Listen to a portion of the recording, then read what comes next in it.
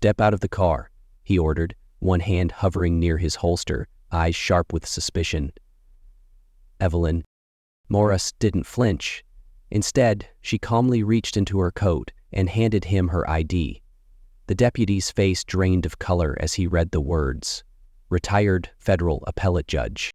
The sky over Forsyth, Georgia, was the color of faded denim, brushed with streaks of rose as the last light sank behind the pine trees. Evelyn Morris, 70 years old and just 6 months into retirement from the 11th Circuit Court of Appeals, drove her husband's old Buick down the 2-lane road she'd taken dozens of times before. The hum of the engine was soft but persistent, like the ache in her knees that never quite went away, and the breeze that slid in through the cracked window carried the scent of honeysuckle and something faintly earthy. Like rain had touched these woods not long ago. She had just left her cousin's house in Thomaston, a visit filled with too sweet tea, family photographs, and stories that repeated themselves in ways that made them feel timeless instead of tired. On the passenger seat, a styrofoam container held the leftovers of lemon pound cake, covered loosely in foil, bouncing gently each time the Buick's tires dipped into a crack in the old road. Evelyn didn't drive much at night anymore. Not since Henry passed. Not because she couldn't, but because she no longer had a reason to. Her eyesight had softened at the edges, her reflexes too, and though she still walked with dignity, her body reminded her daily of the years she carried. But the road between Thomaston and home was familiar. It curved in quiet, knowing ways, like it remembered her and Henry dancing down it during younger years. She kept her speed steady, 48 in a 55, her eyes forward, both hands on the wheel. Then she noticed the headlights. Too close, too bright. She checked the mirror and saw the outline of a patrol SUV, dark, government plane, unmistakable. No siren, just there. Sitting heavy in her rear view like a warning, she tapped her brakes. Maybe she'd drifted slightly over the line. She didn't think so, but it was possible. The lights came on. Blue, spinning, undeniable. Evelyn exhaled and pulled to the gravel shoulder with slow, deliberate care. Her signal clicked off. She shifted into park. No traffic passed, just her and the officer. Her hands returned to the wheel. Her purse sat on the floorboard, and she reached down slowly to place it on her lap. She'd taught her grandchildren what to do when they got pulled over. Keep your hands visible. Speak respectfully. Don't move too fast. Let them feel safe, even if you don't. Her pulse was steady, but her chest felt tight. Not from panic, but from something deeper, heavier. The waiting, the silence, the way he didn't approach immediately, just sat in his vehicle while his headlights made a halo of her back window. When he finally stepped out, he moved with a kind of practiced aggression. Broad-shouldered, mid-30s, his buzz cut stiff as if combed with the back of his hand. His left hand hovered close to his belt. No smile, no greeting. License and registration? He barked before reaching her window. Evelyn rolled it down halfway. "May I ask why I was pulled over, officer?" she asked, her voice even. "You swerved," he said flatly. "Been drinking tonight, ma'am?" "No, sir," she replied. "I haven't had alcohol in over 30 years. He narrowed his eyes. "Any weapons or drugs in the vehicle?" "No, sir." He stared. No request for documentation, just suspicion. Suspicion wearing a badge and a bulletproof vest. "I'm going to need you to step out of the vehicle," he said. Evelyn didn't move. "Am I being detained?" His tone sharpened. "Don't play games with me. Out of the car." She took a breath. "Officer, I have identification I'd like to show you." "Later," he snapped. "Now step out." Her hand moved slightly toward her purse. "Ma'am, don't reach," he barked, his hand now resting on his holster. She froze. "I'm not reaching for anything. My ID is in my purse. May I show it to you?" Silence, his breath heavy. "Keep your hands on the wheel," he finally growled. "You fit a description." She didn't ask what description. She'd heard that line before, too many times. His voice disappeared into the wind. He circled her car slowly, boots crunching the gravel, his shoulders stiff like he was waiting for her to flinch. She didn't. She watched him through the mirror, calm, still. He stopped beside the window again. "You from around here?" "Born and raised in Georgia," she replied. "Your address match this registration?" "Yes, sir." "I have the paperwork in the glove box." "Not yet," he said sharply. She heard him shift his weight. He looked through the rear window, eyeing her handbag, her folded cardigan, a crossword puzzle book, and her cane across the floorboard. "Where you coming from tonight?" he asked. "My cousin's house in Thomaston." He tilted his head. "Late for a Sunday visit, don't you think?" "She cooked dinner," Evelyn said softly. "We hadn't seen each other in months." "You sure you weren't somewhere else?" "I'm sure." "Because you were swerving, crossed the white line." Evelyn said nothing. She knew he wasn't interested in the truth, just control. "Pop the trunk," he ordered. "Excuse me?" "I said pop the trunk." "Is there probable cause for a search?" That paused him, that phrase. Probable cause. It changed something.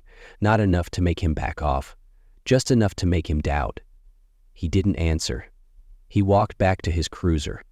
Evelyn sat motionless, her hands relaxed but firm on the wheel. She'd presided over federal corruption cases, civil rights violations, violent crime appeals, yet in this moment, none of it mattered. He returned with a flashlight and shined it directly into her eyes. "Don't move," he said, "just checking your pupils." She turned her head slightly. "I told you I haven't been drinking." He didn't reply. Circled again. Boots grinding like time itself. "You traveling alone?" "Yes." "You ever been arrested, Mrs.?" Morris, no. "You sure?" "Positive." He smirked. "You know, if you give me permission to search the car, this could be over quick. I do not consent to a search without cause." He exhaled sharply, jaw flexing. Well, somebody's been watching law shows?" Evelyn didn't blink. "You hiding something, ma'am?" "No, sir." "You always this difficult?" "I'm following the law." His hand tapped the window edge. The radio on his shoulder crackled, but he ignored it. Then, without warning, he tugged the door handle. Locked. His face changed. "You locking me out now?" "I never unlocked it," she replied. He stepped back, momentarily thrown. Whatever script he had rehearsed was unraveling. He returned to his vehicle again and moved faster this time. Evelyn watched the clock. 9:14 p.m. The road was still empty, no headlights, no cars. Just her and this man whose temper was dancing on the edge. He stepped back out, clipboard in hand, speaking into his radio. She caught bits. Possible evasion, refused consent, backup requested. Her hands gripped the wheel tighter, not in fear, but in recognition. He was building a report where she was already guilty. "You're being uncooperative," he said upon returning. "I haven't refused any lawful request," she answered. "You didn't exit the vehicle when I told you to. You haven't explained why I was pulled over." "I don't have to explain everything to you." The words left his mouth, and he instantly regretted them. She saw it, a flicker of something human in his eyes. Doubt, maybe even shame. "Step out of the vehicle," he repeated. "Are you placing me under arrest?" "You're being detained for questioning." "Under suspicion of what?" He paused, too long. "Step out of the vehicle." She looked at her purse. "May I take my bag with me?" "No sudden moves." "I understand." She reached slowly, retrieved a leather ID case, and placed it into her coat pocket. Her hand never left his view. She opened the door and stepped out, leaving her cane behind. The air was cool now, her back straight, her feet steady. "Stand by the hood," he said, gesturing. She obeyed, calm, centered. He circled again, peered through her open door. Opened the glove box. "That's an illegal search," she said evenly. "I have cause." "No, officer, you don't." He turned to her, his face different now. Not hardened, not sure, just cracked. "You got a problem with how I'm handling this?" "Yes." "Care to elaborate?" "No, but I think you'll understand soon." Her voice was quiet, steady. It unsettled him. He stepped closer. "Who exactly are you?" She pulled the ID case from her coat pocket and handed it to him without a word. He opened it, looked again. His face drained, his lips parted. "You're a judge?" "Retired federal appellate judge Evelyn Morris." she replied. Her voice didn't change. No pride, no spite, just truth. He swallowed. I didn't know. Would it have made a difference? She asked. He didn't answer. She didn't need him to. He handed back the ID with both hands. I'm sorry, he said, quieter than before. It's been a long day. You've had a long day, she repeated. The air between them thickened. Do you want to write me a citation? She asked. If I truly swerved, you should. He shook his head. No citation. Then I believe we're done here. She walked slowly to her car, opened the door. Wait, he said. I didn't mean any harm. She turned to face him. That's the problem, officer. You didn't mean anything, but your actions meant something. I wasn't afraid tonight, but someone else might have been. My grandson might have been. And fear like that, it breaks people, even when you say you didn't mean it. He didn't respond. You didn't see it, Judge, she said, eyes steady. You saw someone you thought couldn't speak for herself, and you were wrong. Then she got into the car, closed the door, and eased back onto the road, slow, deliberate, unwavering. And in her rearview mirror, she saw Deputy Mercer standing still on the gravel shoulder, arms loose at his sides, watching her taillights disappear into the dark. Evelyn Morris didn't speak a word as she pulled back onto the road, her taillights disappearing into the pine-shadowed dusk of Forsyth County. The hum of the engine filled the silence around her, but inside her chest was a stillness deeper than calm. Not relief, not pride, just gravity.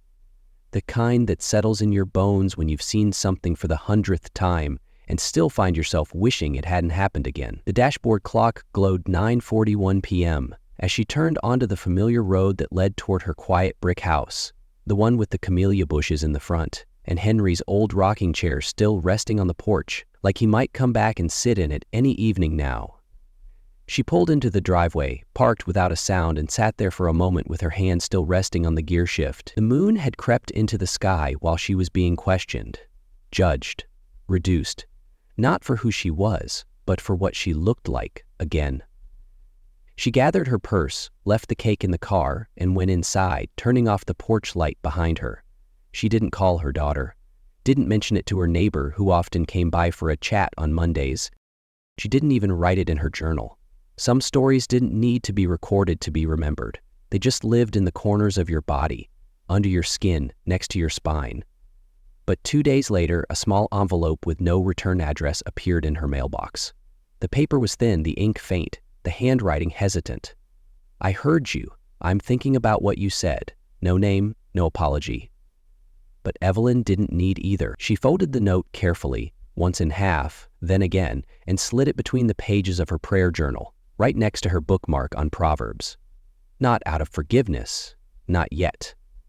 But because something in her, after all her years on the bench, after all her rulings and dissents and deliberations, still believed that people could change if they chose to sit with their shame long enough, to learn from it. That Sunday she wore her deep blue dress, the one with the soft neckline and mother-of-pearl buttons, and walked quietly into St. Luke's Baptist Church just before the 10 a.m. service began. She sat in her usual pew, third row from the back, not expecting to speak, not intending to do anything more than pray and hum along. But midway through the service, when Reverend Colby asked if anyone had a testimony, Evelyn felt a stillness move through her again. Not a voice, not a push, just space. And so she stood. Not rushed, not rehearsed, just real. She stepped toward the pulpit with quiet grace, nodded to the reverend, and turned to face the congregation. I want to tell you something that happened to me last week, she began, her voice low, firm, steady. No names, no titles. She didn't need them. I was driving home from Thomaston, not speeding, not swerving, just driving. My husband's old Buick, windows down. It was quiet, peaceful. Until it wasn't. The room shifted. People sat up straighter. A sheriff's deputy pulled me over, no greeting. No reason, just suspicion. He asked if I'd been drinking, asked if I had drugs, ordered me out of the car, tried the door handle without asking. A quiet gasp echoed from somewhere in the middle pews. I stayed calm, she continued. I didn't raise my voice. I didn't reach for anything. Eventually, I showed him my identification. That changed everything. But what I want you to know is, what mattered wasn't what he saw on that bag. What mattered was what he assumed before he saw it.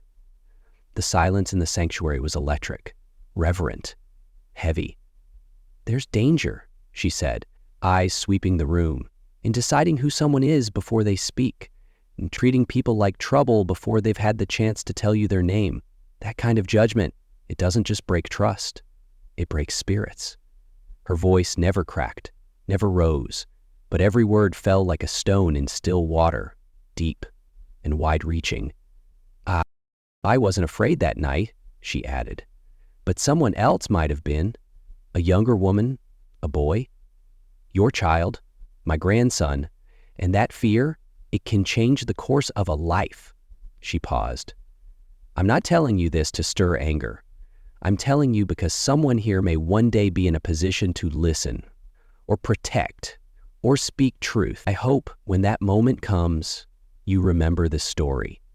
And then she stepped back. Not a single person clapped. They just stood, slowly, like the weight of her words required their feet to honor it before their hands could. After the service, a few women hugged her tightly. A man with silver hair squeezed her hand and whispered, "Thank you for saying it out loud." She nodded, but said nothing. Later that week, at a salon on Cherry Street, someone mentioned that story the judge told. A woman getting her nails done leaned in. "You heard too?" And across town at Roosevelt High, Jasmine Taylor, 16 and sharp-eyed, sat at her kitchen table doing homework while her aunt recounted the church service over a phone call. She never said she was a judge, the aunt explained, but we all knew. It was in her tone. Jasmine didn't say anything right away, but something in her stirred. That night, she wrote a short essay titled, "What Justice Looks Like in Silence." Her English teacher asked her to read it aloud during the county's Youth Leadership Assembly the following month. Nervous but determined, Jasmine looked up the number for St. Luke's the next day and asked if she might speak to Miss Evelyn Morris. When the phone rang at Evelyn's house that evening, she almost didn't pick up, but she did. "Mrs. Morris?" The girl's voice on the other end was light, respectful, unsure. "This is Jasmine Taylor. I go to Roosevelt. I heard what you said at church." Evelyn's heart paused. "Yes, dear?" "I just wanted to say, it stuck with me. I wrote about it, and I think it made me see the world differently." Evelyn sat down slowly, her free hand resting over her prayer journal.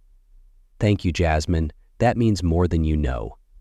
They spoke for nearly half an hour, about books, about injustice, about what it means to speak up even when your voice feels small.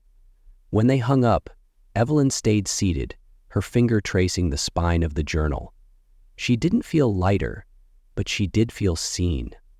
A few days later, she wrote Jasmine a letter in her careful, elegant script and mailed it herself. She didn't tell anyone, not her daughter, not her church friends, not her old colleagues who still occasionally sent her legal articles in the mail.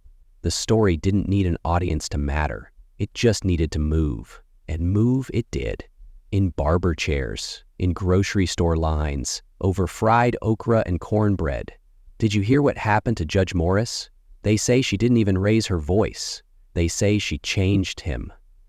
The him was never named. Didn't need to be. The story wasn't about humiliation. It wasn't about revenge. It was about something deeper. A woman who held her ground with quiet certainty, and a town that started to carry that certainty with them in how they looked at each other, how they taught their children, how they chose to respond when the moment called. The echo didn't fade. It found new voices. And Evelyn? She went on watering her roses, attending church, folding laundry, and reading the paper each morning with quiet dignity. She never told the story again, but it was already in motion. Not loud, not famous, just steady. Like her. Deputy Kyle Mercer didn't tell anyone about what happened that night on the roadside just outside Forsyth. Not his sergeant, not his wife, not the guys he met up with for poker on Thursday nights. He carried it quietly, like something wedged behind his ribs that wouldn't shift. At first, he told himself he was just tired, that the silence gnawing at him was just embarrassment, that the note he slipped into that woman's mailbox, "I heard you. I'm thinking about what you said," was enough. But it wasn't. It lingered. Her voice, her steadiness, the way she didn't flinch when he barked orders, didn't get small when he stepped close, didn't lash out when he dismissed her humanity. She just stood there, calm as stone, with eyes that didn't blink, and a truth he hadn't been ready to hear.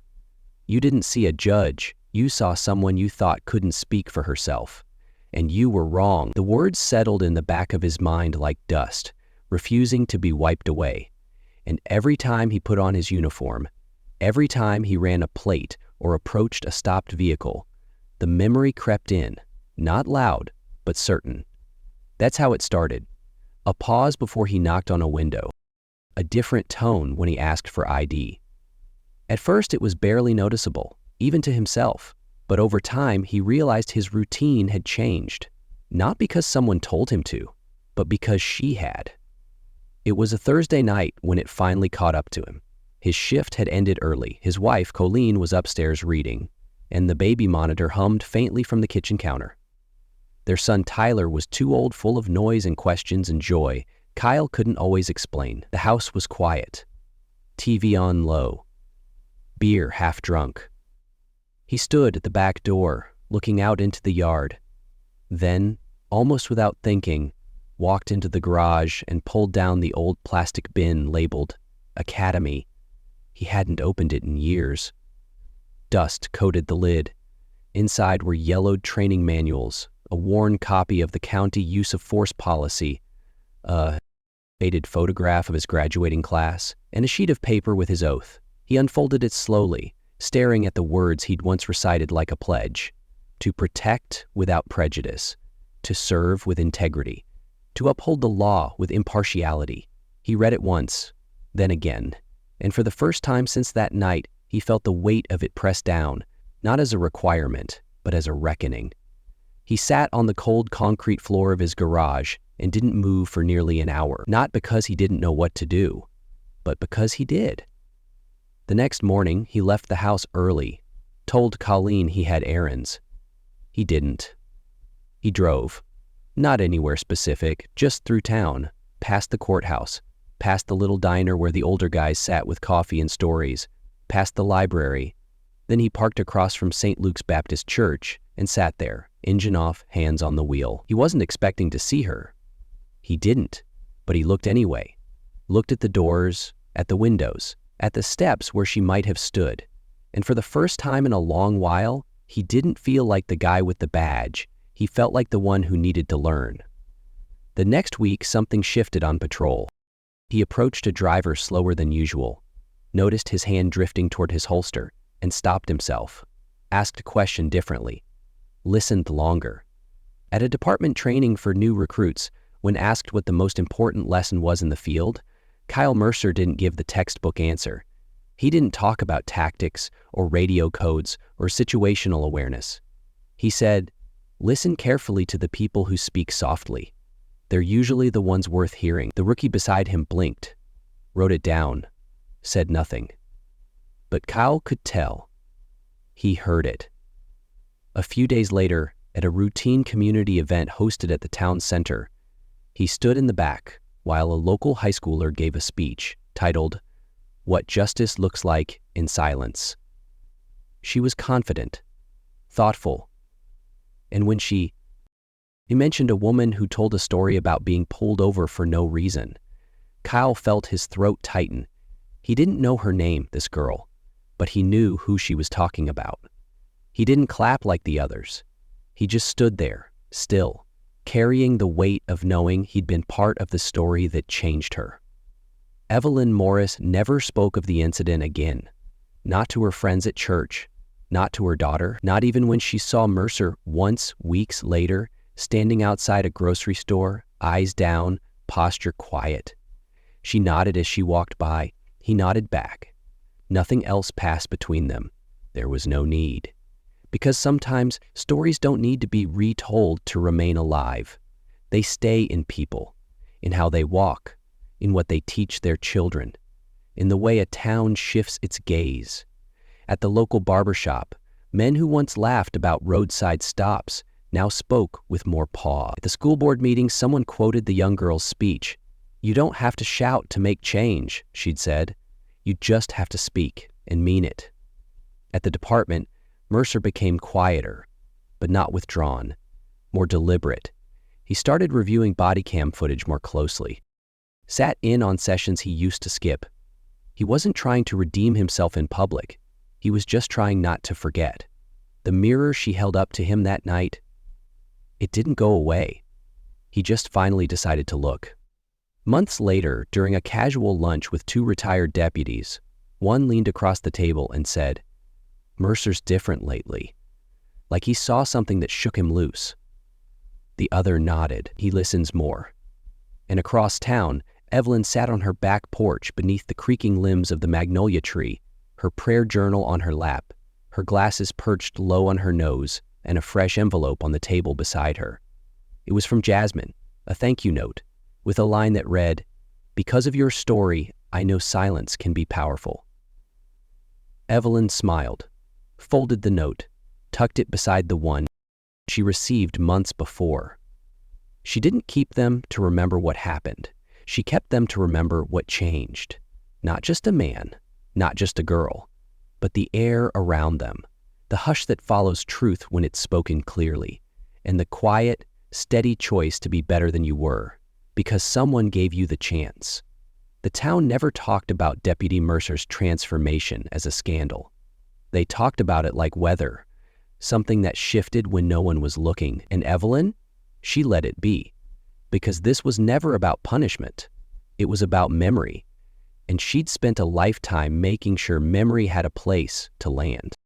Sometimes the loudest messages come not through shouting or confrontation, but through quiet courage and unwavering dignity.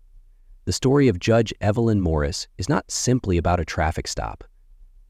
It's about what happens when we make assumptions about people based on how they look, not who they are. It's about power, perception, and the choice we each have to respond to injustice with either escalation or integrity. Judge Morris did not fight fire with fire. She didn't raise her voice, she didn't threaten or belittle. She remained calm, composed, and principled, even when she was wrongly treated with suspicion and disrespect. Her quiet strength exposed a deeper truth. Real power doesn't always wear a badge or a robe. Sometimes, it's the kind of strength that comes from years of knowing who you are and refusing to let others define you. Her decision not to report the incident wasn't weakness. It was wisdom. She understood that some lessons last longer when they're not delivered through public shaming, but through personal reflection.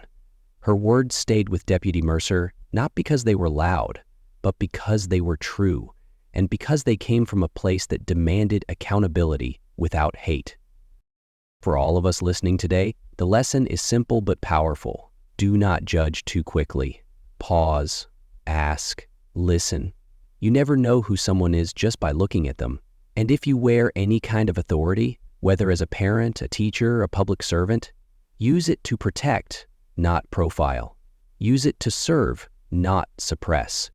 And if you ever find yourself on the receiving end of injustice, remember Evelyn's example. Sometimes the strongest response is the one delivered with poise, truth, and grace. That's the kind of message people remember. That's the kind of moment that changes hearts. To our audience here at US Instructive Stories, thank you for taking the time to listen and reflect with us. We don't just share stories for entertainment. We share them because they mean something, because they remind us that beneath the surface of everyday encounters are opportunities to choose dignity over dominance, understanding over assumption, and truth over reaction. If this story moved you, share it. Talk about it with someone you trust. Let it be one more reason to pause before judgment and one more reason to believe that people, when challenged with truth, can change. Thank you for being part of this journey. We appreciate you, and we look forward to sharing the next heartwarming story with you soon.